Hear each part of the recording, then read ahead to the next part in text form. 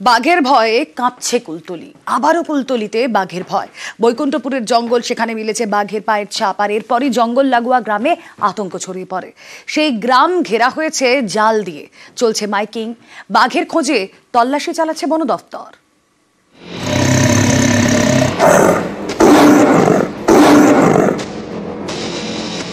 ভিজে মাটিতে টাটকা ছাপ, বাঘের পায়ের ছাপ।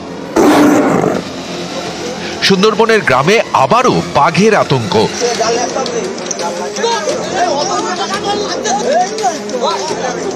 দক্ষিণ চব্বিশ পরগনার কুলতলির বৈকুণ্ঠপুর। স্থানীয়দের দাবি, সোমবার সকালে এই গ্রাম লাগোয়া জঙ্গলে প্রথমবার বাঘের পায়ের ছাপ দেখা যায়। তারপর শুরু হয় তল্লাশি। স্থানীয়রা রাত জেগে পাহারা দেন। মঙ্গলবার সকালে ফের তল্লাশি শুরু করে বন দফতর। তখন ফের একবার বাঘের পায়ের ছাপ মেলে। বৈকুণ্ঠপুরের জঙ্গলে ঢোকেন বনকর্মীরা। তাদের দাবি, তখনই শোনা যায় গর্জন।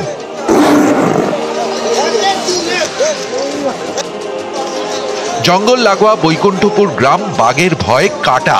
গ্রামটিকে জাল দিয়ে ঘেরা হয়েছে।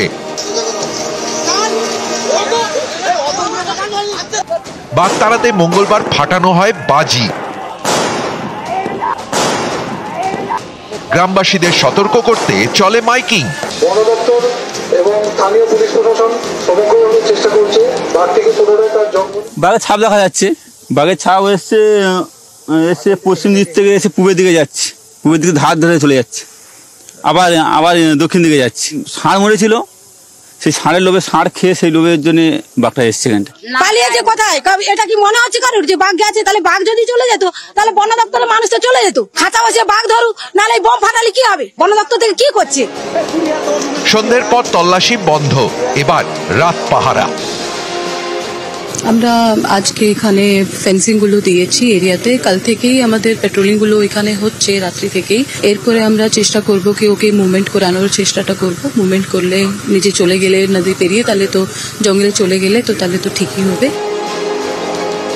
নিউজ 18 বাংলা।